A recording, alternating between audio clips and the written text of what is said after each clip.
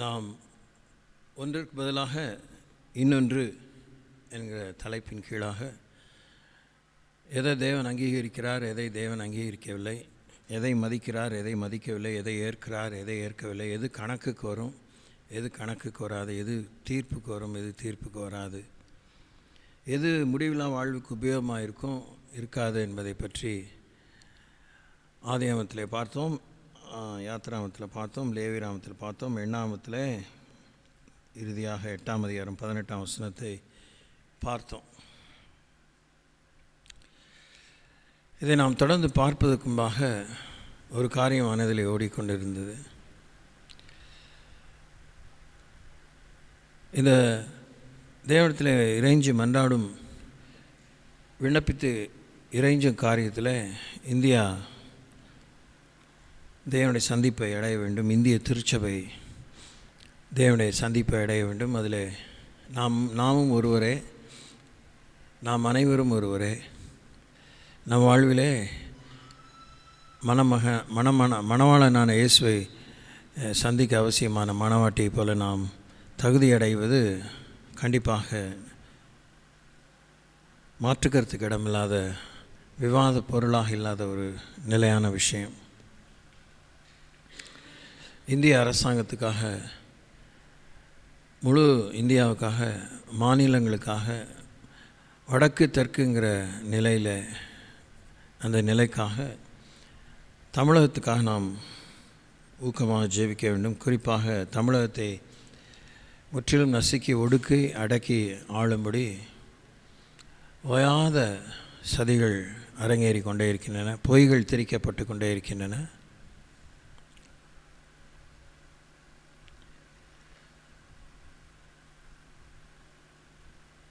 ஒன்று, முடிவில்லா வாழ்விலே பிரவேசம் அடைவதற்கு தான் இதெல்லாம் 1ஆம் ஆண்டிலிருந்து இந்த 5786 என்று வேத நிபுணர்கள் கருதுகிற ஒரு கணக்கில் நாம்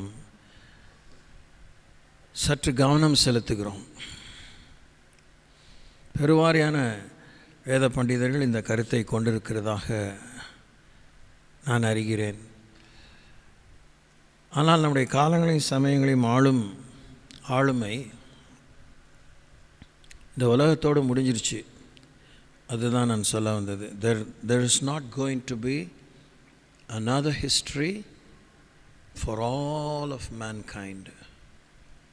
உலகத்தில் இருக்க 800 கோடி மக்களுக்கும், விசுவாசிகள் இல்லாதவங்க, யூதர்கள் அல்லாதவங்க, பல மத கொள்கைகள் உள்ளவங்க, நாத்திகர்கள், காட்டு மிராண்டிகள், நாகரிகமானவர்கள்.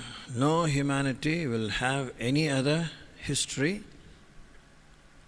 other than the history that we are now following. இப்போ நாம் சிருஷ்டிப்பின் 1ஆம் நாளிலிருந்து இந்த நாள் வரைக்கும், கடந்த நாள் வரைக்கும் நடந்தது சரித்திரம். இன்றைக்கி நிகழ்காலம். This is contemporary time. இன்றைக்கி முடிஞ்சால் இது சரித்திரத்தில் ஏறும். 11:59க்கு 59 வரைக்கும் இன்றைக்கி சரித்திரத்தில் ஏறாது. 12ன்னு அடிச்சிருச்சுன்னா 26ஆம் தேதி 27ஆம் தேதி இன்றைக்கி இல்லையா, முடிஞ்சிருச்சு. That's all.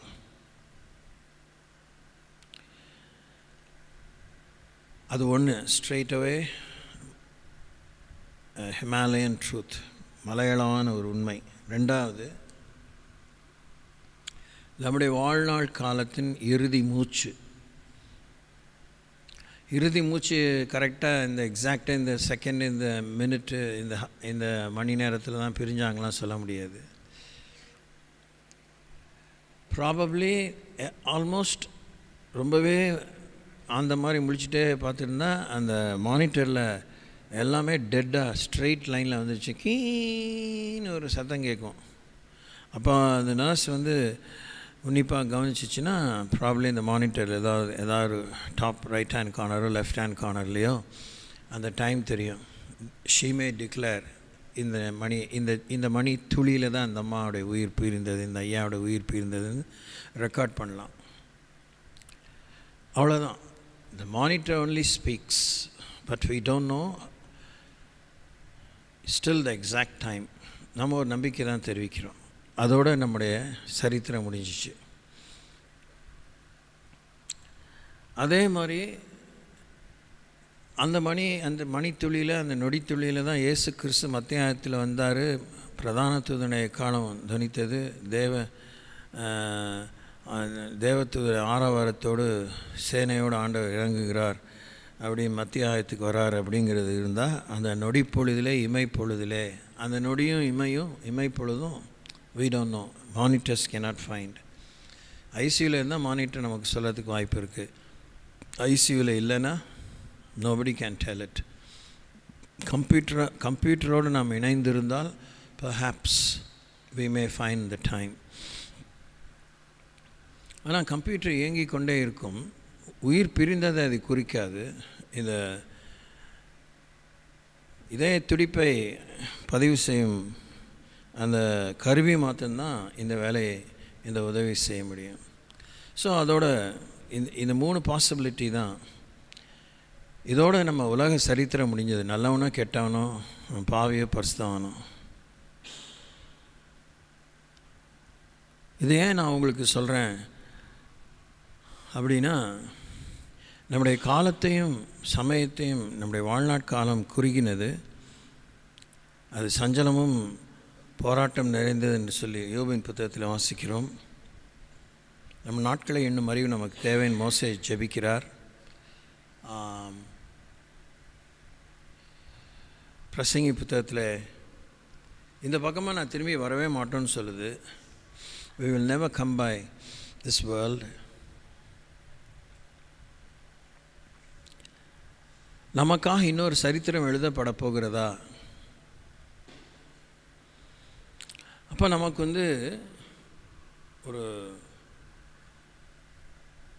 ஒரு ஆவல், ஒரு துடிப்பு இருக்குது. ஜீவ புத்தகத்தை பற்றி, கிரியையின் புத்தகத்தை பற்றி, குறிப்பாக ஜீவ புத்தகத்தை பற்றி. கிரியைகள் செகண்டரி. ஜீவ புத்தகத்தில் நம்முடைய பேர் எழுதப்பட்டவர்களாக நம்ம காணப்படலைன்னா நம்ம ஹோல் லைஃபே வேஸ்ட் தான். we are not going to be with God. அவ்வளோதான். நம்ம தேவனோடு இருக்க போகிறதில்ல. தேவனோடு இருக்க போகிறதில்லன்னு பயந்து நடுங்கி இப்போ சொன்னால் பிடிக்கல, கேட்க பிடிக்கல, நினைக்க பிடிக்கலங்கிற மாதிரி நம்ம பாசாங்கம் பண்ணிக்கலாம். ஆனால் தேவனோடு இருக்க போகிறதில்லன்னு இன்னொருத்தனோடு தான் இருக்க போகிறோம். இன்னொரு இடத்துல இருக்க போகிறோம். ஆனால் அது இன்னொருத்தனோடு இருக்க போகிறோம். அது அவனுடைய இடம் பேர் தான் நரகம்னு சொல்கிறாங்க. வேதம் சொல்லுது, கடவுளே சொல்லியிருக்கிறார். ஸோ அது கேட்க சகிக்காத ஒரு விஷயந்தான். எதுக்கு நம்ம அதை யோசிக்கிறோம் அப்படின்னா, ஜீவ புத்தகத்தில் இந்த உலகத்தில் இருக்கிற இப்போ 5786 ப்ராபப்ளி 14800 214 வருஷம் இன்னும் ஒருவேளை ஆண்டவர் வர தாமதிச்சு கரெக்டாக 6000 இயர்ஸ் டாட்டில் ஆன் த டாட் கத்தரை வர மாதிரி இருந்தால் கூட, according to our belief and the teachings in the Bible, 214 years தான் விரல் விட்டு எண்ணிடலாம். ஆஃப்டர் தேட் இந்த உலகம் முடிவுக்கு வந்து தான் ஆகணும் அப்படின்னு ஒரு லாஜிக்கலாக ஒரு கன்க்ளூஷனுக்கு வரலாம். ஆனாலும் கட்டன்றையாக சொல்ல முடியுமாங்கிறது எனக்கு தெரியாது. ஏன்னா இந்த எதுலேயுமே எனக்கு அதிகாரம் கிடையாது. இதில் எதுலேயுமே எனக்கு ஆளுமை கிடையாது. ஒத்துழைப்பு தந்தால் நல்ல ஒரு உபகாரம் எனக்கு கிடைக்கும், ஒத்தாசை கிடைக்கும். ஸோ ஜீவ புத்தகத்தை தான் சொல்ல வந்தேன். இப்போ இந்த 6000 இயர்ஸ் ஆனாலும் 5786 இயர்ஸ் ஆனாலும் இந்த வருஷம் முடிகிறதுக்குள்ளே தான் நமக்கு ஒரு சரித்திரம் நம்மை பற்றி, நம்ம ஏதோ ஒரு வருஷத்து, நான் 57 நுழைஞ்சேன் நான் உலகத்துக்குள்ளே. ஸோ அத்தனை வருஷமான வரலாறு என்னை பற்றி எழுதப்படும். நாளாகமம் சொல்கிறோம்ல, க்ரானிக்கல்ஸ், நாளேடு, டெய்லி நோட்ஸ். இனிமேல் நமக்கு எழுதுறதுக்கு வேதத்தில் ஏதாவது எழுதப்படும் சொல்லி நான் இந்த மாதிரி சில நேரத்தில், நித்தமும் இல்லை, அடிக்கடி அப்பப்போ சில விஷயங்களை வாசிக்கும்போது சைடு வாக்கில் அதை பற்றி யோசிக்க தோணும். ஜீவ புத்தகத்தில் ஏற்கனவே எழுதிடுறாரு. அதுதான் மேட்ரு. நமக்காக இன்னொரு சரித்திரம் எழுதப்பட போகிறதில்ல. அதை பற்றி நமக்கு ஒரு ஜாக்கிரம், அதை பற்றி நமக்கு ஒரு பயபக்தி, அதை பற்றி நமக்கு ஒரு நடுக்கம், அதை பற்றி ஒரு பொறுப்புணர்ச்சி, அதை பற்றி ஒரு ஈடுபாடு, ஆவல். வாட் டு ஐ கேர், எழுதுனா எழுதட்டும், எழுதலைன்னா போகட்டும், நான் போய் என்னை பற்றி எழுதுங்க சொல்வேனா, இப்படிலாம் இதெல்லாம் இந்த சின்ன பிள்ளைங்க மாதிரி மெச்சூரிட்டி இல்லாமல் பேசுகிறதுக்கு சாமி ஆள் இல்லை. கண்டவங்களோட எதாவது பேசலாம், உளறி கொட்டலாம், பித்துக்குழி மாதிரி பேசலாம், சின்ன குழந்தை மாதிரி சைல்டிஷாக நடந்துக்கலாம். But you can't discuss such a matter in a silly way with God. உயிரோடு இருக்கும்போது நம்மளை பற்றி என்ன எழுதுகிறாரோ அதுதான். அது அன்னைக்கு தான் எழுதி முடிக்கிறான்னு அர்த்தம் இல்லை. அவர் தான் உலக தோற்றத்துக்கு முன்னே, உலக தோற்றம் முதற்கொண்டு முடிவையே துவக்கத்தில் அறிகிறவர். எழுதினதே எல்லோரும் சொல்லுங்கள், எழுதினதே சொல்லுங்கள் எல்லோரும் சேர்ந்து. எழுதினதே என்னை பற்றி எழுதினதே. இனி என்னை பற்றி தேவன் ஒன்றும் எழுதப் போகிறதில்லை. அது உங்களுக்கு எப்படி ஃபீல் ஆகுதுன்னு எனக்கு தெரியாது, எனக்கு பகீர்னு இருக்குது. ஆனால் என்னை பற்றி தேவன் தப்பாக எழுத மாட்டார். நீங்கள் பார்க்கல, உங்களுக்கு எவ்வளோ வேலை இருக்குது உலகத்தெல்லாம் நீங்கள் அப்படியே ஆண்டு எப்படி பரிபாலிக்கணுமாக்கும். இந்த ஒரு சின்ன டீட்டெயில் உங்களுக்கு கவனிக்க மறந்து போயிருப்பீங்க, அவசரத்தில் கடந்து போயிருப்பீங்க. இந்த மேட்டரே கிடையாது. நம்ம பற்றி எழுதினதே.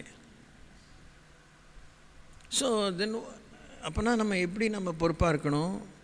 எழுதப்பட்டது இனிமேல் கிறுக்கி போடாமல் இருக்கிறதுக்கு தான் நம்ம வாழணும். Price the Lord. எழுதினது ஆண்டவர் திருத்தியும் எழுத போகிறதில்ல.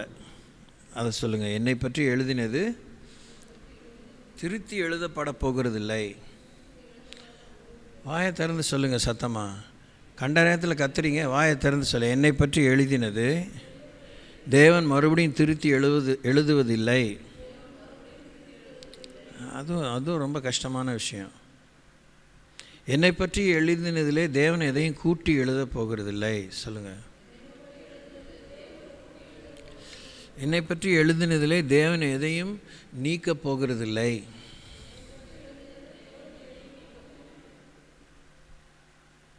அது கரெக்டாக இல்லை, கிறுக்கி போட்டுருவார் அப்படின்னு மோசே ஆண்டவர்கிட்ட சொல்கிறார். மோசேக்கு அந்த துகள் அறிவை தேவன் தருகிறார், இல்லை துல்லிய அறிவை தேவன் தருகிறார்.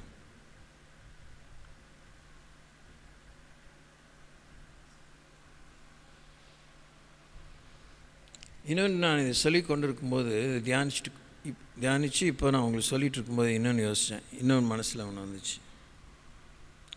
அந்த கான்டெக்ஸ்டில் தான் மோசஸ்ட்டு சொல்கிறாரு, நீ ஒதுங்கு, நான் உன்னை பெரிய ஜாதியாக்குவேன், இந்த ஜனங்கள்லாம் அழிச்சிருவேன்.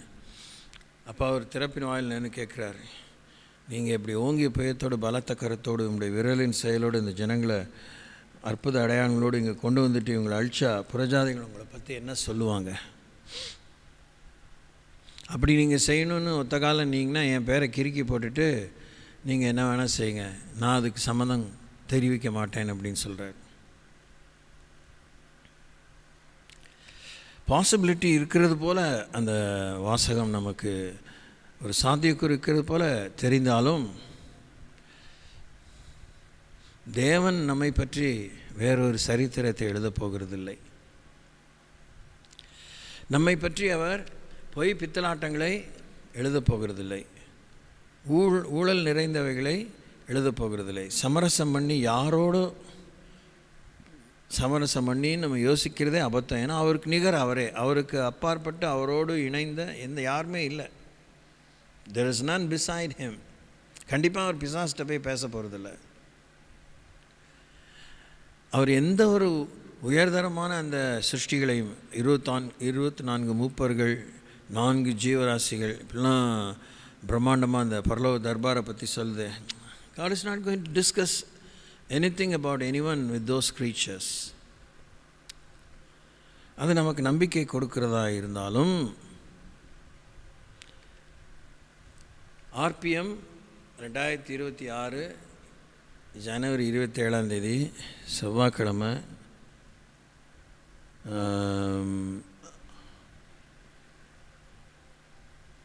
7:47 அல்ல 6:47 இதை கேட்குறீங்க.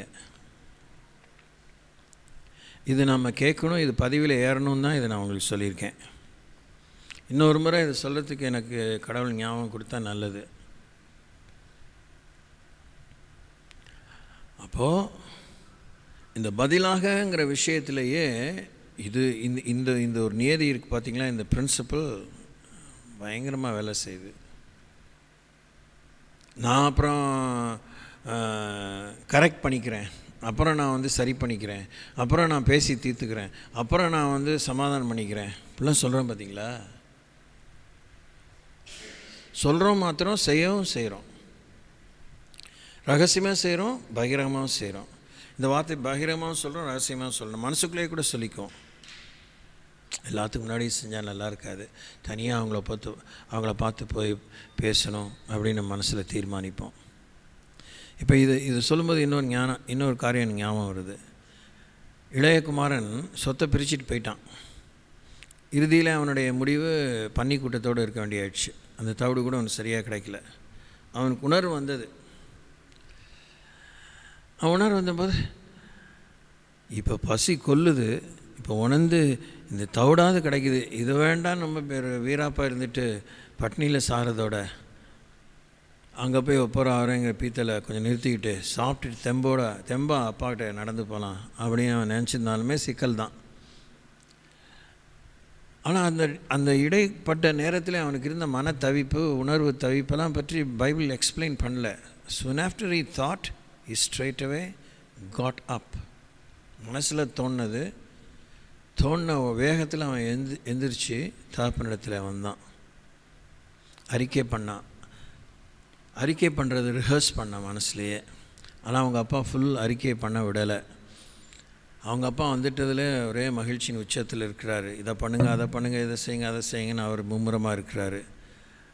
அப்படியே இந்த story takes a massive turn. அதை அவர் அந்த வேகத்தில் செஞ்சுருக்கலைன்னா அவனுக்கு கெட்ட குமாரன் நாம ஒரு பேர் கொடுத்துருக்கோம். பைபிள் அப்படி சொல்லலை. ஆனால் அவனுடைய வாழ்வு மாறின அந்த மறுரூபம், அந்த ஒரு திருப்பம் இழந்திருக்க வாய்ப்பு இருக்குது. ஏன்னா many times he could have thought, பல முறை யோசித்திருக்க கூட வாய்ப்பு இருக்குது. ஆனால் அந்த பர்டிகுலர் டே, அந்த டேட், அது மார்னிங்கோ ஈவினிங்கோ ஆஃப்டர்நூனோ யோசிச்சோ வேகத்தில் அவன் எழுந்துச்சி வரான். இப்படி ஏன் இதை நான் உங்களுக்கு சொல்கிறேங்கிற இன்னொரு காரணம் சொல்கிறேன்.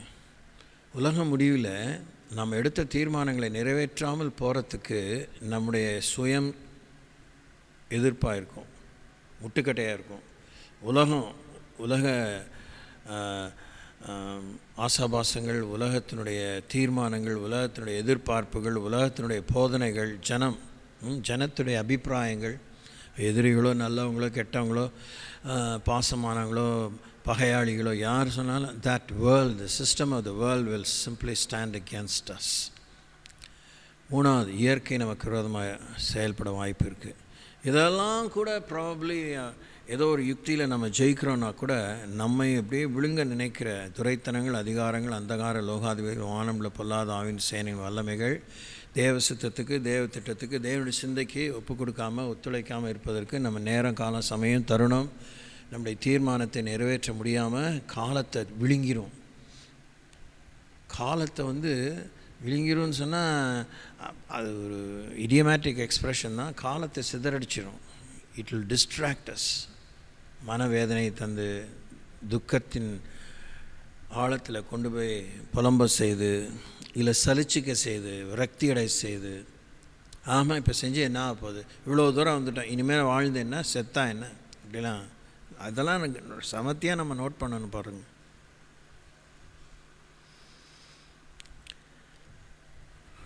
ஒரு பாட்டு இருக்குது ஆங்கிலத்தில், வழி செய்பவர் அவர் சரித்திரம் படைக்க, ஹிஸ்ட்ரி மேக்கர், வே மேக்கர், மிராக்கிள் ஒர்க்கர். அவர் வழி செய்பவர், அற்புதம் செய்பவர், சரித்திரம் படைக்கிறவர், விடுவிக்கிறவர், உயர்த்துகிறவர், பாதுகாக்கிறவர். He takes every kind of responsibility.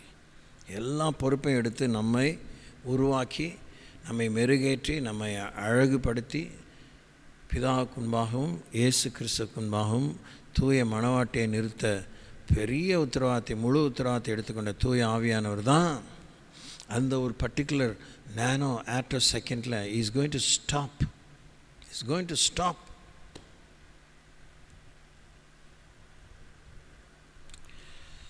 நம்ம ஒவ்வொருத்தருக்கும் ஒரு ஸ்டார்ட் அண்ட் ஸ்டாப் சுவிட்ச் இருக்குது. உலகத்துக்கே இருக்குங்கிறதும் பொய்யல்ல. ஆனால் நமக்கு அதில் 24/7 இந்த உலகத்தை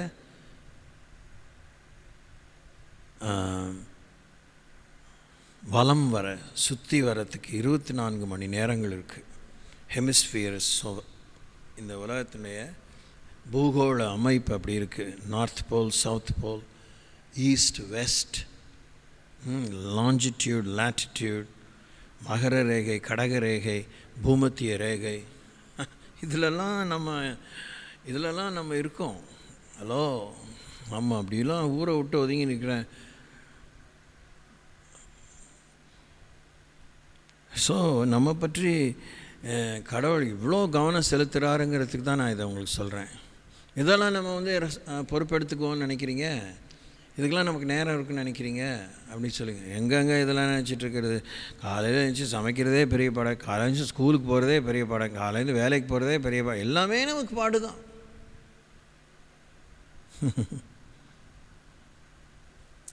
நம்மால் எதுவுமே இப்படிப்பட்ட மேசிவ் இஷ்யூஸை செய்ய முடியாததை தான் சாமி தான் மேலே பொறுப்பாக எடுத்துட்டு நம்மை பாதுகாத்து வழி நடத்துகிறார். அல்லேலூயா. இன்னும் ஒரு பாயிண்ட் நான் சொல்லி வசனத்துக்குள்ளே போக விரும்புகிறேன். இது என்னோடய அபிப்பிராயங்கள் தான். இது டாக்மேட்டிக்காக, நான் ரொம்ப அத்தன்டிக்காக அதிகாரப்பூர்வமாக வேதத்துலேருந்து சொல்லிட்டேன்னு நீங்கள் நினச்சிக்க வேண்டாம். வேதத்துலேருந்து தான் சொல்லியிருக்கேன். அதை நான் கண்டிப்பாக நான் பொய் சொல்லலை. ஆனால் வேதத்துக்கு அதிகாரியாக நான் இதை சொல்லலை. ஒரு ரொம்பவே கவனம் செலுத்த வேண்டிய ஒரு விஷயத்தை நான் உங்களுக்கு இந்த சபைக்கு சொல்லியிருக்கேன். இப்போ நீங்கள் 1 or 2 people தான் வந்திருக்கீங்க. பரலோகத்துக்கு போய் நம்ம என்ன செய்ய போகிறோம், அதெல்லாம் பற்றி என்ன சரித்திரம் எழுத போகிறாரு, அதுவே நித்தியத்துக்கு போயிடுறோம். இப்போ நான் சொன்னேன் 6,000 years இல்லை 60,000 years-ஆக தான் இருக்கட்டுமே, அதுவே ஒரு லிமிட்டட் டைம் தானே. அதுக்கப்புறம் 60,001 eternity starts. Calendar wise no more calendars, no more earth bound time. பூமியிலே செயல்படுகிற காலங்கள், சமயங்கள், சீதோஷ்ணைகள் எதுவுமே இல்லை. கால அட்டவணை கிடையாது, தேதி கிழமை ஒன்றும் கிடையாது.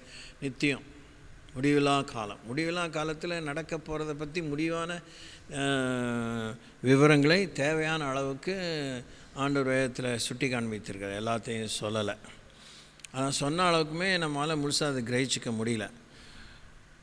ஸோ அப்படியே நம்ம இமேஜின் பண்ணி தான் பார்க்கணும். சரி, ஒன் டே எல்லாமே முடிஞ்சிடுச்சு, வெள்ளை சிங்காசன நியாய தீர்ப்பு முடிஞ்சிச்சு, எல்லாத்தையும் பாய போல் சுருட்டிட்டார், புதிய வானம், புதிய பூமி, புதிய எருசலேம் வந்துருச்சு. அதான் நித்தியம். புதிய வானம், புதிய பூமி, புதிய எருசலேம் இல்லை, கடமைகள் வேலை செய்யுமா?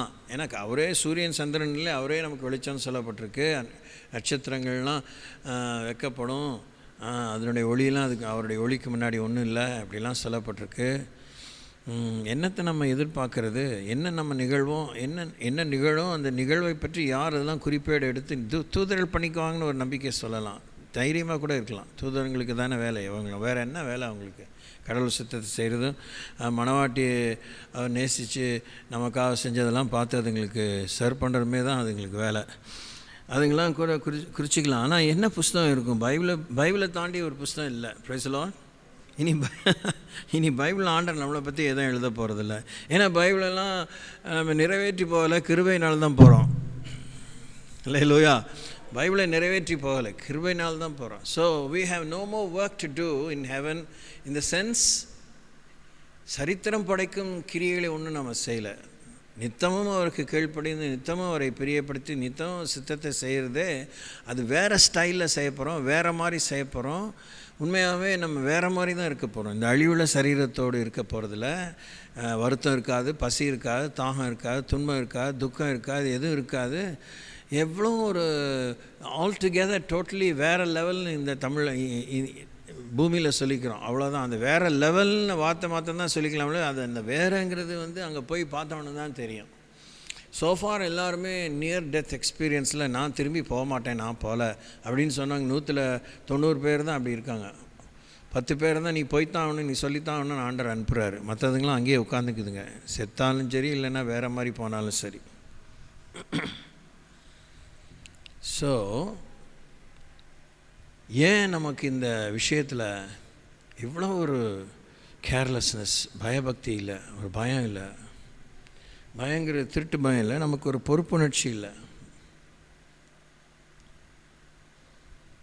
நான் தான் இது மாதிரி விஷயங்களெல்லாம் பரிசுத்தவான்கள் மிடிவல் டைம்ஸில் அனுபவித்தவங்களாம் சொல்கிறாங்க. ஏன் பரலோகத்தில் துக்கம் இல்லைன்னு சொன்னாலும் ஏன் கண்ணீரை துடைக்கிறாரு? வருத்தமே இல்லைன்னு சொல்ல எழுதப்பட்டிருக்கு, பசியே இல்லைன்னு சொல்லப்பட்டிருக்கு, தாகமே இருக்காதுன்னு சொல்லப்பட்டிருக்கு, நோயே இருக்காதுன்னு சொல்லப்பட்டிருக்கு. அப்போ தென் why would God want to comfort us? நமக்கு ஏன் ஒரு ஆறுதல் செய்யணும்? இன்னும் நான் புத்தியோடு நடந்திருக்கலாமே அப்படி ஒரு அங்கலாய்ப்பு இருக்கும். அது கேரி ஓவர் ஆறுதே என்னால் நம்ப முடியல தான், ஆனால் அப்படி சொல்கிறாங்க.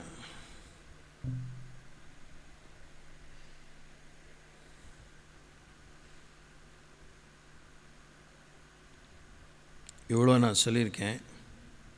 நீங்கள் கடவுளோடு நெருங்கி பழகி கர்த்தருடைய வார்த்தைக்கேற்ற வண்ணமாக வாழ்கிறது மாத்திரம்தான் இப்போ நமக்கு கொடுக்கப்பட்ட சுதந்திரம்.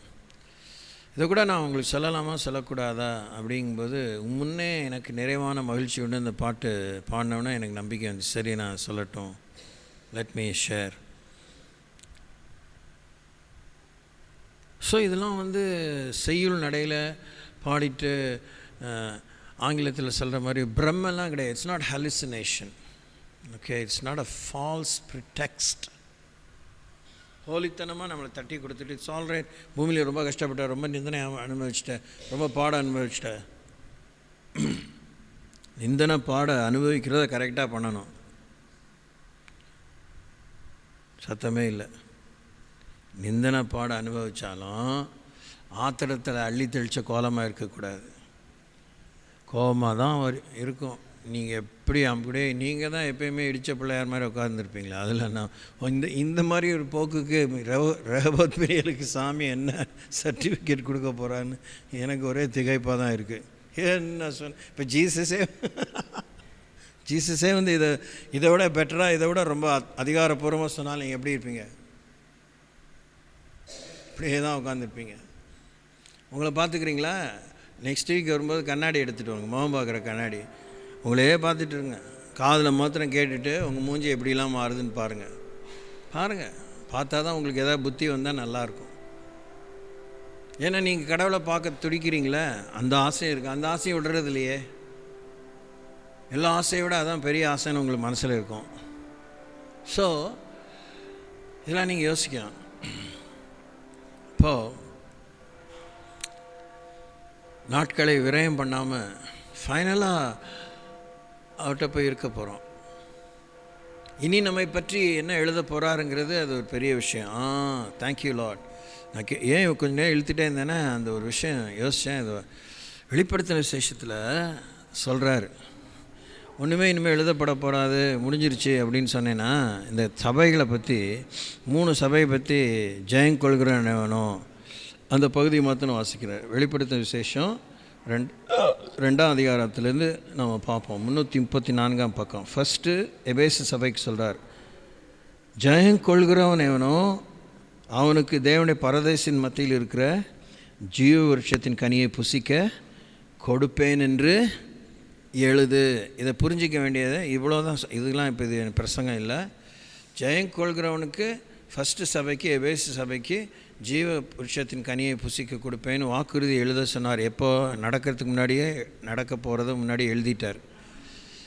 அங்கே இது வந்து இனி எழுத போகிறதில்ல. அவன் அப்படி ஜெயங்கொண்டு வாழ்ந்தான், அவனுக்கு ஜீவக்கனி தான் அவனுடைய பங்கு, அதை அவனுக்கு கொடுத்துரு. 2வது ஸ்மிர்னா சபைக்கு சொல்கிறார், ஆவியானவர் சபைகளுக்கு சொல்வதை காதல் கேட்கிறவன் ஜெயங்கொள்கிறவன் 2ஆம் மரணத்திலே சேதப்படுவதில்லை. அது முடிஞ்சிருச்சு. ஏன்னா 2ஆம் மரணம் வந்து அங்கே வருகையிலே போயிடுறான் பார்த்துக்கோங்க. அது ப்ரீ ட்ரிபுலேஷனோ போஸ்ட் ட்ரிபுலேஷனோ மிட் ட்ரிபுலேஷனோ, அது உபத்திர காலத்துக்கு முன்னையும் உபத்திர காலத்தின் மத்தியிலேயே உபத்திர காலம் முடிஞ்ச பிற்பாடு நம்ம எடுத்துக்கொள்ளப்பட்டாலும், ரெண்டாம் மரணங்கிறது நேராக நம்மளை நரகத்துக்கு கொண்டு போகிறது தான். அதான் வெள்ளை சிங்காசன நியாய தீர்ப்பு. அதில் அவன் சேதப்படுவதிலேன்னு சொல்கிறார். So he has no more judgement, is only. அதனால் அதை சொல்கிறார். பெர்கமுக்கு என்ன சொல்கிறாரு? நீ மனம் திரும்பு, ஆவியான 17 ஆவியான சபைகளுக்கு சொல்வதை காதலன் கேட்கக்கூடாது. ஜெயம் கொள்கிறவனுக்கு நான் மறைவான மன்னாவை புசிக்க கொடுத்து அவனுக்கு வெண்மையான குறிக்கல்லையும் அந்த கல்லின் மேல் எழுதப்பட்டதும் அதை பெறுகிறவனே அன்றி வேறு ஒருவனும் அறியக்கூடாததுமாகிய புதிய நாமத்தை கொடுப்பேன். Price the Lord.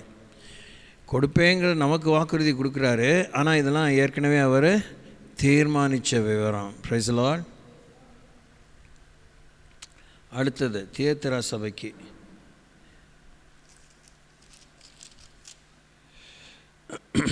ஜெயம் கொண்டு முடிவு பரியந்தம் என் கிரியைகளை கை கொள்கிறவன எவனோ அவனுக்கு நான் என் பிதாவினிடத்தில் அதிகாரம் பெற்றது போல ஜாதிகள் மேல் அதிகாரம் கொடுப்பேன். அவன் இருப்பு கோலால் அவர்களை ஆளுவான். அவர்கள் மண்பாண்டங்களைப் போல நொறுக்கப்படுவார்கள். விடிவெள்ளி நட்சத்திரத்தையும் அவனுக்கு கொடுப்பேன். ஆவியானவர் சபைகளுக்கு சொல்கிறதை காதுள்ளவன் கேட்க கடவன். இதெல்லாம் ஏற்கனவே தீர்மானம் எடுத்தது தான். இன்னொரு வசனம் வருது, அதான் இங்கே சொன்னது. சர்தை ஜெயம் கொள்கிறவனோ அவனுக்கு வெண்வஸ்திரம் தரிப்பிக்கப்படும். ஜீவ புஸ்தகத்திலிருந்து அவருடைய நாமத்தை நான் கிறுக்கி போடாமல் என் பிதா முன்பாகவும் அவருடைய தூதர்கள் முன்பாகவும் நாமத்தை அறிக்கையிடுவேன். இங்கேயும் ஒன்றும் எழுதுகிற மாதிரி இல்லை. ஜீவ புஸ்தகத்திலும் கிறுக்கி போட மாட்டேன்னு சொல்லியிருக்காரு. அல்லேலூயா. அப்போ அந்த விஷயத்தில் நமக்கு கவனம் வேணும்னா சர்தை சபையை பற்றி நம்ம தியானம் பண்ணணும், வரிக்கு வரி வார்த்தைக்கு வார்த்தை. அடுத்த சபையை பற்றி சொல்கிறார், பிலதெல்பியா சபை. ஜெயம் கொள்கிறவனவனோ அவனை என் தேவனுடைய ஆலயத்திலே தூணாக்குவேன். அதினின்று அவன் ஒரு காலம் நீங்குவதில்லை. என் தேவனுடைய நாமத்தையும், இங்கே தான் சொல்கிறார், என் தேவனுடைய நாமத்தையும் என் தேவனால் பரலோகத்திலிருந்து இறங்கி வருகிற புதிய எருசலேமாகிய என் தேவனுடைய நாமத்தையும் என் புதிய நாமத்தையும் அவன் மேல் எழுதுவேன். ஜெயம் கொண்ட பிற்பாடு தானே எழுதுவார். ஆனால் யார் மேல் எழுதுவேங்கிறது தீர்மானம் ஆயிடுச்சு. ஆமாவா? ஏன்னா அவன் ஜெயம் கொள்கிறவன் ஜெயம் கொள்ள மாட்டானுங்கிறது சாமிக்கு தெரியும். அவர் ஜெயம் கொள்ள விடுறதில்ல, ஜெயம் கொள்ள விடுறாரு, அது பாயிண்ட் இல்லை. நமக்கு ஆண்டவர் முழு சுதந்திரத்தை கொடுத்துருக்கிறாரு. நாம் கரணம் தப்பினால் மரணங்கிறது போல் ஒரு விஷயத்தில் கேர்லெஸ்ஸாக இருந்தால் கூட sometimes we can lose the game. You can become disqualified. அப்படி அல்லன்னு சொல்கிறதுக்கு நமக்கு எந்த ஒரு உரிமையுமே இல்லை, என்ன ஒரு அதிகாரமும் இல்லை, என்ன ஒரு அனுபவம் இல்லை, என்னமே நம்ம முன்னே கொடுத்து வைக்கல. அதில் உரிமை கடுத்த போராட்டமே இல்லை. Because we have no ownership rights, we have no maintenance rights, everything is fully decided. Sorry, அந்த வார்த்தை கூட நான் சொல்லியிருக்கக்கூடாது. மெயின்டெனன்ஸில் நமக்கு பங்கு இருக்குது. ரட்சிப்பை காத்துக்கொள்வதிலே நமக்கு சரியான பங்கு இருக்குது. ஆனால் ரட்சிப்பை காத்து கொள்ளாமல் போனால் ரட்சிப்பை பூர்ணப்படுத்துகிற உரிமை, ரட்சிப்பை பூர்ணமடைய உதவி செய்கிற ஒத்தாசையினுடைய அந்த அருள் அவர் கையில் இருக்குது. அவர் கையில் இருக்குது. லவோதிக்கேய சபை, கடைசி சபையை பற்றி சொல்லும்போது என்ன சொல்கிறாரு? நான் ஜெயம் கொண்டு என் பிதாவிடத்தில் சிங்காசனத்தில் அவரோடு உட்கார்ந்தது போல் ஜெயம் கொள்கிறவனவனோ அவனும் என்னுடைய சிங்காசனத்தில் என்னோட கூட உட்காரும்படி அருள் செய்வேன். அப்போது இந்த 7 சபையை பற்றிய முடிவில் 1000 வருட அரசாட்சியில் இந்த வாக்குறுதிகள் நிறைவேறதுக்கு வாய்ப்பு இருக்குன்னு வேத பண்டிதர்கள் கருதுகிறார்கள். வெளிப்படைத்தன்மையோடு எழுதப்பட்ட வேத வசனங்களை பார்க்கும் அப்படி தெரிகிறது. ஆனால் இதை தாண்டி 21ஆம் அதிகாரம், 22ஆம் அதிகாரம், 19, 20, 21, 22 அதிகாரத்தை நீங்கள் வீட்டில் போய் வெளிப்படுத்தின விசேஷத்தை வாசிச்சிங்கன்னா இந்த 7 சபையின் காலத்தில் நாம் அனுபவித்து நாம் அதிகாரப்பூர்வமாக அறிவுபூர்வமாக அனுபவபூர்வமாக முடிவிலும் முடிவாக ஓடி முடித்து ஜெயம் கொண்டிருந்தால் நமக்கு கிடைக்கும் வெகுமானங்களை பற்றி, நமக்கு கிடைக்கும் வரவேற்பை பற்றி, அங்கீகாரத்தை பற்றி, நமக்கு கிடைக்கும் ஆசீர்வாதத்தை பற்றி, நமக்கு நியமித்த பங்கை நாம் அடைவதை பற்றி மாத்திரம்தான் அங்கே சொல்லப்பட்டிருக்கு. அதில் பிலதெல்பியா சபைக்கு மாத்திரம் அவன் மேலே அந்த வார்த்தையை நாமத்தை எழுதுவேன்னு சொல்கிறார்.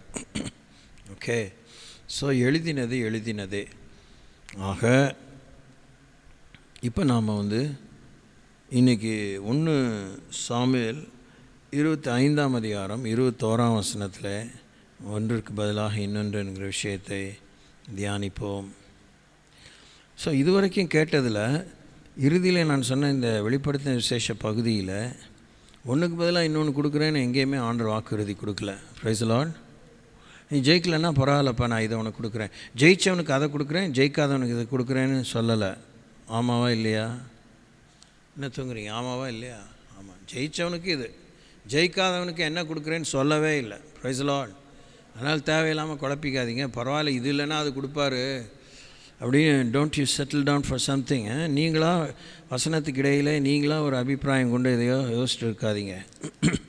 ஜெயம் கொள்கிறவன் அந்தந்த ரகத்திலே, அந்தந்த நிலையிலே, அந்தந்த சூழலிலே, அந்தந்த வட்டாரத்திலே, அந்தந்த வாழ்க்கையின் ஆதரவிலே, பின்னணியிலே, வாழ்வாதார பின்னணியிலே நாம் காண்பிக்கும் உண்மை, உறுதி, உத்தமம், இதை பொறுத்து தான் நமக்கு தேவன் செய்கிறார். இதை இன்னொருவனோடு ஒப்பிடுவதற்கு வாய்ப்பே இல்லை. எனக்கு ஜீவ விருட்சத்தை கனியை சாப்பிடணும் எனக்கு ரொம்ப ஆசை, தயவு செஞ்சு என்னை எபேசு சபைக்கு மாற்றிடுங்க, இப்படிலாம் நமக்கு அல்ப ஆசைலாம் இருக்கும். இந்த அல்ப ஆசை கொள்வதுக்கு அந்த நேரமே இல்லை. தோத்திரம். Price the Lord. இல்லை எனக்கு தேவனுடைய ஆலயத்தின் தூணாக்குங்க, எனக்கு ரொம்ப பிடிக்கும், எல்லோரையும் தாங்கிட்டு இருக்கேன். இதெல்லாம் நம்முடைய வேலையில், இதெல்லாம் நம்முடைய முடிவல்ல. நமக்கு கொடுக்கப்பட்ட நியமிக்கப்பட்ட சவால்களிலே, பரீட்சைகளிலே, சிக்ஷைகளிலே, போதகங்களிலே, ஒத்தாசைகளிலே, வாக்குறுதிகளிலே நாம் எவ்வளவு உண்மையும் உத்தமமாக உறுதியாக சபலமில்லாமல் சலிச்சிக்காமல் புலம்பாமல் தட்டி கழிக்காமல் ஓரங்கட்டாமல் மறுதளிக்காமல் வாழ்ந்தோமோ அதை பொறுத்த உண்மையை பார்த்து தான் தேவன் நம்மை அங்கீகரிப்பதும் நிராகரிப்பதும் நடக்கும். ஜெயம் கொள்ளணும், அதுதான் பெரிய பாயிண்ட். இதில் எல்லாத்துலேயும் நமக்கு இருக்க வேண்டிய most biggest highlight, we should be an overcomer. நாம் ஜெயிச்சே ஆகணும், இந்த போராட்டத்தில் ஜெயிச்சே ஆகணும். ஜெயிக்காமல் அவர் எனக்கு என் பலகீனெல்லாம் அவருக்கு ரொம்ப தெரியும், என்னை பற்றி அவருக்கு ரொம்ப தெரியும், நீங்கள் அவருக்கெலாம் ஒன்றும் சொல்ல வேணாம். சோத்திரம். மறைமுகமாக பாஸ்டருக்கு தெரியட்டும், மறைமுகமாக மூப்பருக்கு தெரியட்டும், மறைமுகமாக யாரோ மூத்தவர்களுக்கு தெரியட்டும், மறைமுகமாக நம்ம மேலே யாரோ அனுதாபம் காண்பிக்கிறவங்களுக்கு தெரியட்டும். யாருடைய அனுதாபத்தை அடைவதற்காக உங்களுக்கே தெரியாதா சிஸ்டர், உங்களுக்கே தெரியாதா பிரதர், இதெல்லாம் கதைக்கு ஆகாது. சோத்திரம். ஆமாம், it got to be very sharp enough. ஆக 1 சாமுவேல் 25ஆம் அதிகாரம் 21ஆம் வசனம். தாவீது தன் ஜனங்களை நோக்கி, அவனுக்கு வனாந்தரத்தில் இருக்கிறதை எல்லாம் வீணாகவே காப்பாற்றினேன், அவனுக்கு உண்டானதிலெல்லாம் ஒன்றும் காணாமற் போவதில்லை, என்றாலும் நன்மைக்கு பதிலாக அவன் எனக்கு தீமை செய்தான். அவனுக்கு உண்டான எல்லாவற்றிலும் சுவரில் நீர்விடும் ஒரு நாய் முதலாய் பொழுது விடி மட்டும் நான் உயிரோடே வைத்தால் தேவன் தாவீதின் சத்துருக்களுக்கு அதற்கு சரியாகவும் அதற்கு அதிகமாகவும் செய்ய கடவர் என்று சொல்லியிருந்தான். நன்மைக்கு பதிலாக அவன் எனக்கு தீமை செய்தான். நாபாலை பற்றி பார்க்கிறோம். நாபால் பேலியாளின் மகன்னு அவங்க ஒய்ஃபே சர்டிஃபிகேட் கொடுத்துருக்கு. அப்படின்னா அவன் இது மாதிரி முரடமுத்து, அவன் கடவுள் பயம் இல்லாதவன், தாந்தோன்றி. ஆமாம், அவனுக்குள்ளே கர்த்தருடைய ஆவியில் அவன் கூட பிரமாணம் இல்லை, அவனுள்ள அவன் வாழ்வில் ஒரு பிரமாணிக்கமான வாழ்க்கை இல்லை, அவன் சுயத்தால் நிறைந்தவன், பெருமையால் நிறைந்தவன். இப்படியே வேணுங்கிற எண்ணத்தை வேணால் சேர்த்துக்கலாம். இருக்க வேண்டாததெல்லாம் அவனுக்குள்ளே இருந்திருக்கு, இருக்க வேண்டியதெல்லாம் அவனுக்குள்ளே இல்லை.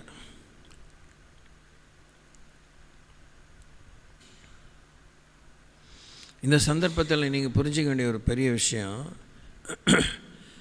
அவனுக்கு அதிகாரத்தை மதிக்க தெரியல. ஒன்று, அவனுக்கு இந்த அபிஷேகம்னு சொல்லப்படுகிற வேதத்துக்கே உரித்த ஒரு வார்த்தை.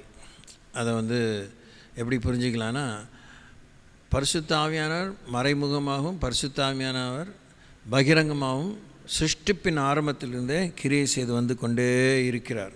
The Holy Spirit is at work from the beginning of time, from before the foundation of the world. ஆவியானுடைய கிரியை ஆவி ஆன்மா சரீரத்தின் மேலே, ஒரு குடும்ப வாழ்வின் மேலே, சபை வாழ்வின் மேலே, அது பழைய ஏற்பாட்டு ஜனங்கள் கூடி வந்த சபையாக இருக்கலாம். எங்கு 2 அல்லது 3 பேர் கூடியிருக்கிறார்களோ அந்த கூடுகையின் பேர் தான் எக்லீசியா. அது ஆண்டவருடைய காரியத்துக்காக ஆண்டவருடைய நாமத்தினாலே, யெகோவாவின் நாமத்தினாலே, அந்தந்த குறிப்பிட்ட நாமத்தினாலே, அந்தந்த பணி நிர்பந்தத்து நிமித்தம் ராஜாங்கமாக ஆன்மீகமாக ஜனங்கள் கூடி வரும் எல்லா சம்பவத்துக்கும் சபைன்னு தான் சொல்லப்பட்டிருக்கு. அதே போல் செக்குலர் வேர்ல்டில், இந்த வர்த்தக உலகத்தில் ஒரு ஊர் சங்கம் இருக்கும், ஒரு தொழிற்சாலையின் சங்கம் இருக்கும், ஒரு பள்ளியின் சங்கம் இருக்கும். there are so many different activities going on in the world. அவங்கெல்லாம் அந்த அதிகாரப்பூர்வமானவங்க, பொறுப்புள்ளவங்க, சேவைக்கு அடுத்த துறை சேவைக்கு அடுத்த விஷயத்தில் கூடி ஆலோசிக்கும்போது ஆலோசனை சங்கம்ங்கிறோம். அது ஆலோசனை சபைன்னு சொன்னாலும் ஒன்றும் தப்பாக சொல்லல. சபைங்கிறது ஒரு பொது வார்த்தை, அது ஒன்றும் ஆவிக்குரிய வார்த்தை இல்லை. Praise the Lord, price the Lord. இப்போ நேற்றுக்கு ஒரு திருமணம் நடந்துச்சு, அதையும் கூட நம்ம சபைன்னு சொல்லலாம். ஆனால் நம்ம ஏன் சொல்கிறது இல்லைன்னா, அது அந்த ஒரு பர்டிகுலரான ஒரு நிகழ்வை ஒட்டி நிகழ்வு நிமித்தம் கூடி வந்த ஒரு கூட்டம், அதை கூட்டம் தான் சொல்ல முடியும். பட் ஆனாலுமே அந்த கூட்டத்து நிமித்தம் தான் எல்லாம் அங்கே கூடி வந்தாங்க. அந்த திருமண வைபவத்து நிமித்தம் தான் கூடி வந்தாங்க. சும்மா அந்த மண்டபத்துக்குள்ளே போனால் யார் சார் வேணும், யாரை பார்க்க வந்தீங்க, என்ன வேணும், அங்கே ஆஃபீஸில் போய் கேளுங்கன்னு தான் சொல்லுவாங்க. ஆமாவா? இல்லைங்க இந்த ரூமெல்லாம் பார்க்கணும், இவ்வளோ பாப்பா இவ்வளோ பெருசாக இருக்கா, அதுக்கெலாம் இங்கே இல்லைங்க, முதல்ல அங்கே கேட்டுட்டு பெர்மிஷன் வாங்கிட்டு வாங்கன்ட்டுருவான். ஆமாவா? ஆனால் நேற்றுக்கு ஒரு தேதி குறித்து இத்தனை மக்கள் வருவாங்க, நம்ம சொல்கிறோம் எத்தனை பேர் சார் வரீங்க, அதெல்லாம் கூட அவன் கேட்க மாட்டான். அவனுக்குரிய வாடகை கொடுத்தா அவங்க 1000 பேர் 2000 பேர் கூட உட்காரலாம், அவ்வளோதான். அவன் பார்த்து ஏதோ செய்ய போகிறான். அப்போது இங்கே வாசிக்கிறோம், நாபாலுக்கு இஸ்ரவேலின் மேல் ராஜாவாக்கின அந்த தாவீதை பற்றி அறிவில்லை. He was so self-engrossed. அவனுக்கு தான் மிராசு, தன்னுடைய ஜமீன், தன்னுடைய காரியம்தான். He was so full of himself, which is wrong, which is not right. அது ஒரு மதிஹீனம், அது மதிகேடின் உச்சம். நம்மளை பற்றியே தியானிச்சுட்டு இருக்கிற மாதிரி ஒரு கேடு உலகத்தில் இல்லை. நம்மளை பற்றியே நம்ம நினச்சிட்டு இருக்கக்கூடாது. நமக்கு கொடுக்கப்பட்ட ரோல் நமக்கும் உரியது, நமக்கு அடுத்தவர்களுக்கும் உரியது. நமக்கு ஆண்டவர் நியமித்த நிலையிலே குழந்தையாக இருந்த பிராயத்திலிருந்து வயது வாலிபனாகி மணமுடித்து பிள்ளைகளை பெற்று பெற்றோராகி பிற்பாடு பாட்டி தாத்தாவாகி இப்படி இன்னும் பணியிலே பணித்தலங்களிலே சொந்த பிஸ்னஸாக இருக்கலாம், ஒரு கல்லூரியாக இருக்கலாம், கவர்மெண்ட் ஜாபாக இருக்கலாம், என்னவாக இருக்கலாம், எல்லாத்துலேயுமே ஒவ்வொரு நிலையிலே நமக்கு கொடுக்கப்படுகிற புனை பெயர் அதோடு கூட அதில் சம்பந்தப்பட்டு ஈடுபட்டவர்களாக நாம் நினைத்து வாழ வேண்டும். அதிலே நமக்கு கிடைக்கிற கூலி வருமானத்தை வைத்து நம்முடைய வாழ்க்கையின் தரம் உயர்ந்தாலும் நம்மை பற்றியே யோசிக்கக்கூடாது. இந்த எல்லா ஆசிரியர்களையும் இந்த எல்லா அனுகூலங்களையும் தந்த தேவனை பற்றி நினைவாக இருக்க வேண்டும் என்பது தான் தேவனுடைய தலையான எதிர்பார்ப்பு. கூடாரத்தில் ஊழியம் ஆரம்பித்த காலத்திலே சொல்கிறேன், மேரி ஜோதிஷ்ட வீட்டில் அத்தனை முறை சொல்லியிருக்கேன், வாடகை வீடு 4-5 வீடு போலீஸ் காலனி கூடி வந்து அங்கே சொல்லியிருக்கேன், OFT குவார்ட்டர்ஸில் சொல்லியிருக்கேன், ஜான் சார் வீட்டில் சொல்லியிருக்கேன். இந்த கூடாரத்தில் 11 வருஷ காலம் அங்கே கூரை கொட்டாயில் இருந்தோம். தேவன் எதற்காக நம்மை சிருஷ்டித்தார்? அவரை சிநேகித்து அவரை சேவித்து அதனாலே மோட்சத்தை அடைவதற்காகவே தேவன் நம்மை சிருஷ்டித்தார். வேறு எதுக்காக தேவன் நம்ம சிருஷ்டிக்கலை. ஸோ நாபால் இதை முழுக்க மூட்டை கட்டி இது பண்ணிவிட்டு அவன் புத்தியே கெட்டுப்போன புத்தியாக இருந்தது. அதை அவனோடு கூட உடன்படிக்கை மனைவியாக இருந்து அந்த எக்ஸ்சேஞ்சில் அவ்வளோ விஷயம் கற்றுக்கிறோம். ஒரு திருமண வாழ்வில் ஒரு புருஷனை பற்றியும் மனைவியை பற்றியும் சரீர பிரகாரமாகவும் மன ரீதியிலும் ஆன்மீக பிரகாரமாகவும் நம்ம தெரிஞ்சுக்க ஏராளமான வாய்ப்புண்டு, ஏராளமான தருணம் உண்டு. நம்ம கிறிஸ்தவங்களாக தான் இருக்கணுங்கிற அவசியமே இல்லை. Even on a general knowledge basis, when a man and a woman come together, they get to know each other naturally, physiologically, psychologically, supernaturally, naturally, talent-wise. நல்ல ரீதியிலே ஒருவன் ஒருத்தி புரிந்திக்கிறோம். அவங்களுடைய பழக்க வழக்கத்து நிமித்தம் அவங்களுக்கு அவங்களே தெரிஞ்சு அவங்கள ஒட்டிக்கிட்ட தீய பழக்கங்கள் நிமித்தம் அவங்கள நம்ம புரிஞ்சுக்கிறோம். புரியுது அவங்களுக்கு? நன்மைக்கு பதிலாக ஒருத்தன் தீமை செய்கிறான்னா அப்படிலாம் ஒருத்தன் திடுதுப்புன்னு செய்கிறதில்ல. அவன் அந்த அளவுக்கு அவன் நன்மைக்கு பதிலாக நன்மை செய்யணும்னு கூட நன்மை செய்யாமல் கூட இருக்கலாம், ஆனால் தீமை செய்யக்கூடாது. Praise Lord. That's not logic. நான் இப்போ வேதத்தை பொது அறிவிலேருந்து தான் பிரசங்கம் பண்ணுறேன்.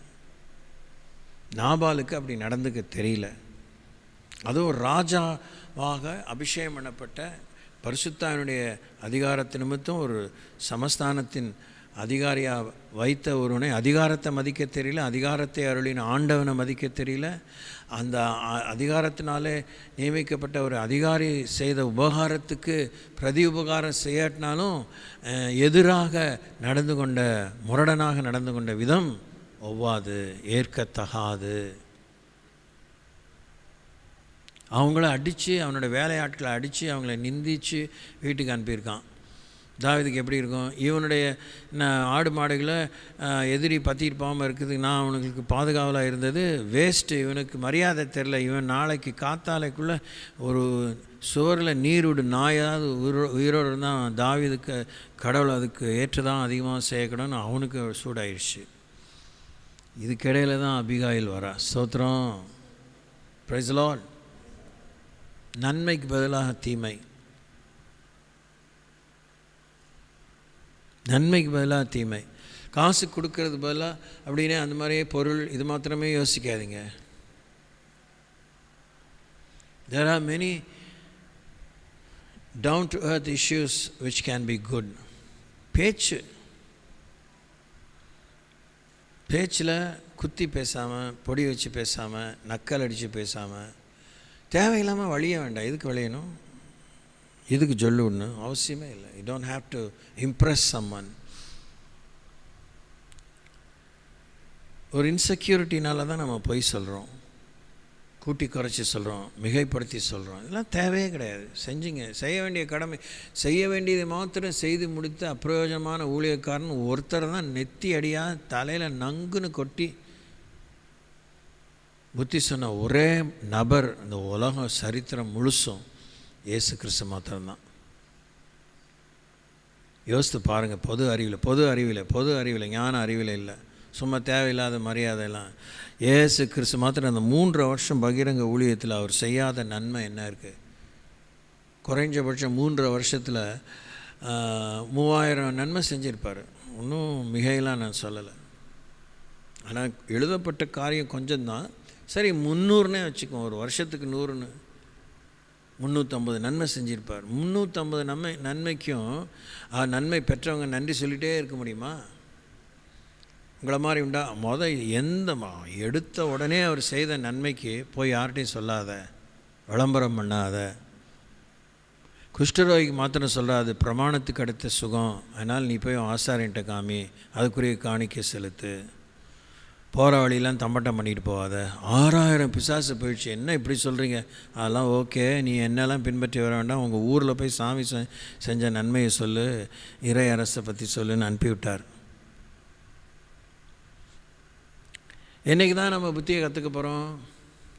சமுதாய வாழ்வில் கிறிஸ்தவங்களும் வரிஞ்சு கட்டிக்கிட்டு உனக்கு இழைச்சவன் நான் இல்லை, உனக்கு சிலைச்சவன் நான் இல்லைன்னு ஒருத்தர் பிரியப்படுத்துறதுலே தான் அலைகிறோம் இல்லையா?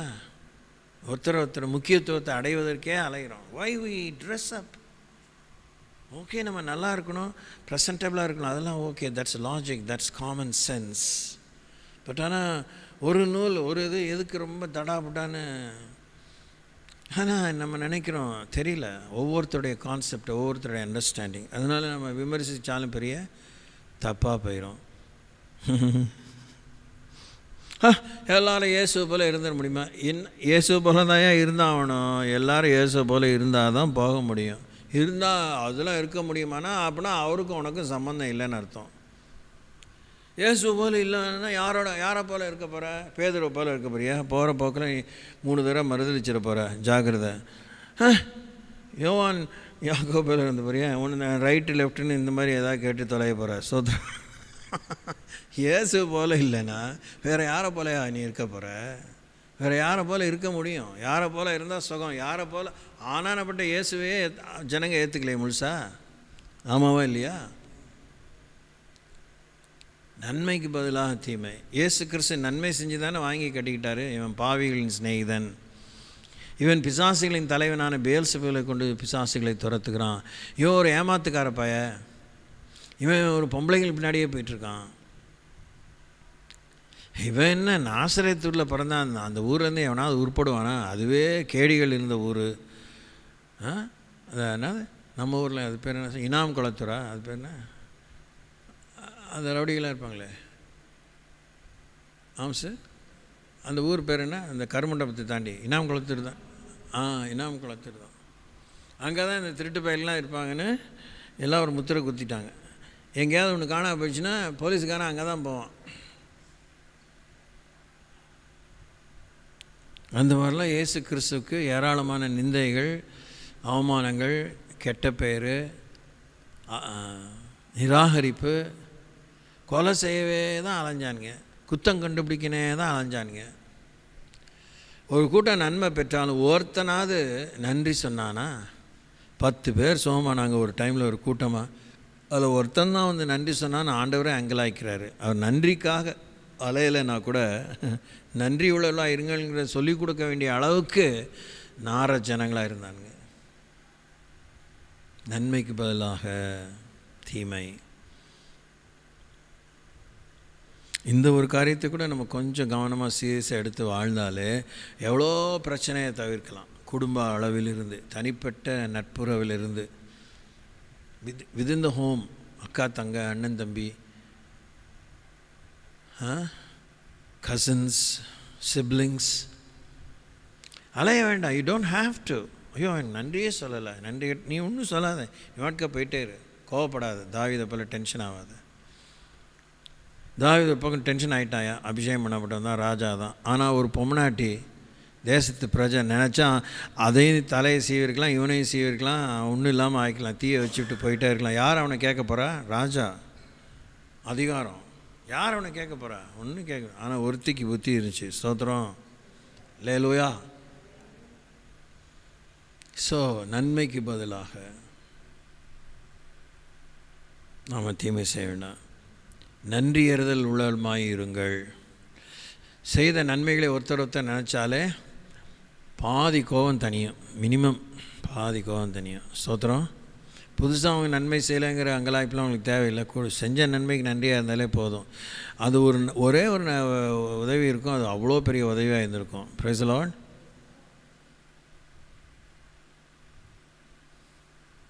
இதெல்லாம் காலங்காலமாக சொல்கிறது தானே தமிழ் மரபில். அட்டை கிளாஸில் எங்கள் காலத்தில் அப்படி இன்னும் மூதாதையர் காலத்தில் இன்னும் எவ்வளோ கண்டிப்பாக இருந்திருப்பாங்க. கையில் மொழியில் அடிச்சியே ஒழுங்காக எழுத்து வரலைன்னா எழுத வச்சு முதல்ல எழுத வச்சாங்க. எல்லோரும் எழுத்துமே அப்படியே மணிமணியாக இருந்துச்சுலாம் சொல்ல முடியாது. ஆனால் எழுத வச்சாங்க. எழுத்தே வராதனுக்கு எழுத்து சொல்லி கொடுத்தாங்க. வாயில் வராதது உச்சரிக்க வைத்தாங்க. ஆமாம் அப்படின்லாம் சொல்ல அம்மா தான் சொல்லி கொடுத்தாங்க. சோத்திரம். எல்லாம் பிழை இல்லாமல் நமக்கு சொல்லி கொடுத்தாங்க. யாராவது நீங்கள் 1ஆம் கிளாஸ் டீச்சர் நினைக்கிறீங்க? பாருங்கள், how far we have gone ungrateful. இதெல்லாம் கொடுத்து வச்சது அவங்களாம் எங்களுக்கு கடன்பட்டவங்க அப்படின்னு நம்ம நினைக்கிறோம். அது எவ்வளோ பெரிய அபத்தமான விஷயம், எவ்வளோ தப்பான விஷயம். Nobody is indebted to us. ஆனால் இயேசு மாத்திரம்தான் சொல்கிறார், நீ உனக்காக உருவாக்கப்படவில்லை, இன்னொருவனுக்காக உருவாக்கப்பட்டாய். ஒவ்வொருத்தையும் ஒவ்வொருத்தனும் ஒருத்தனுக்காக ஒருத்தர், ஆண்கள் ஆண்களுக்காகவும் அந்த மாதிரி உதவியில், பெண்கள் பெண்களுக்கான உதவியில், ஆண்களுக்கு பெண்கள், பெண்களுக்கு ஆண்கள், பெற்றோருக்கு பிள்ளைகள், பிள்ளைகளுக்கு பெற்றோர், அதிகாரிகளுக்கு வேலைக்காரர்கள், வேலைக்காரர்களுக்கு அதிகாரிகள், முதலாளிக்கு தொழிலாளி, தொழிலாளிக்கு முதலாளி. கர்த்தருக்கு தனக்கே தன்னையே அவர் கவனிச்சிக்க முடியாதா? சூப்பராக கவனிச்சிக்க முடியும். அவருக்கே இந்த தலைவலி. அதுதான் கெத்சமனேயில் சொன்ன வார்த்தையினுடைய அர்த்தமாகவும் ஒரு அர்த்தமாகவும் இருக்குது நான் நிச்சயமாகவே கருதுகிறேன். பிதாவே, கூடுமானால் இந்த பாத்திரம் என்னை விட்டு அகலட்டும், ஆகிலும் என் சித்தத்தின்படியே அல்ல சித்தத்தின்படியே கடவுள். அது நமக்காக தான் வந்தாருங்கிறத அவர் புரிஞ்சு மறந்துடக்கூடாது. வேதனையின் உச்சியில் அப்படிங்கிறதுக்காக அதே ஆண்டவர் சொல்லி, ஆனால் என் சித்தத்தின்படியில் சித்தத்தின்படியே ஆட்டன் விட்டு கொடுத்து நமக்காக மறித்தார். அவர் ஆட்க சொல்ல வேண்டியதெல்லாம் சொல்லிட்டேன். அண்ணன் எத்தனையோ விதமான விடுதலையெல்லாம் டெமான்ஸ்ட்ரேட் பண்ணி நடைமுறையிலே அதை செய்து காமிச்சு முன்மாதிரியாக இருந்து சொல்லிட்டேன். இனிமேல் அதுங்க புரிஞ்சுக்கிற அதுக்கு என்ன இங்கீதம் இருக்கோ, அதுக்கு என்ன அறிவு இருக்கோ, ஒத்தி இருக்கோ, பொறுப்பாக நடந்துக்க வேண்டியதான். என் வேலையெல்லாம் முடிச்சு நான் வந்துட்டுங்களா அப்படின்னு ஆண்டவர் இயேசு கிறிஸ்து கேட்டு பரலோகத்துக்கு போகலை. Praise Lord. மரணத்தை ருசி பார்த்தார், நிந்தை அவமானத்தை ஏற்றுக்கொண்டார், சிலுவை மரணத்தை தழுவினார். எல்லாம் போதக வாக்கியமாக ஏதாவது ஒரு கிறுக்க முடட்டும். அப்படியே சபையில் எதிர்பார்த்துட்ருக்கோம், ஊழியர்களை எதிர்பார்த்துட்ருக்கோம். ரேவத் பெண்ணியலும் நாங்களும் ஒன்றும் விதி விலக்கில், அவங்களாம் வழிமொழிஞ்சாங்க, அவங்களாம் முன்மொழிஞ்சாங்க, நாங்கள் வழிமொழிகிறோன்னு வந்துட்டுருக்கோம். எல்லாம் வழிக்கு இவ்வளோ போயிடுவோமோன்னு பயமாக இருக்குது. சோத்திரம் சோத்திரம். யார் முன்னாடி வரப்போகிறீங்க அப்படின்னு நான் கேட்டால் எனக்கு பதில் சொல்கிறதுக்கு திரு முழிக்கிறேன். நீங்கள் கர்த்தரே உங்களை கேட்டால் நீங்கள் என்ன சொல்ல போகிறீங்க? ஆண்டவரே, அவர் தான் காலம்புறா கத்திட்டு இருந்தார் உங்கள் ஆள், உங்கள் வச்ச வேலைக்காரன், நீங்கள் வேறு கிளம்பிட்டீங்களா ஆண்டவர், உங்களுக்கே தெரியாதா? ரைட்டு, நீங்கள் சொல்லுங்கள், அவர் ஏற்றிட்டா நான் என்ன செய்ய முடியும்? ஒன்றும் செய்ய முடியாது.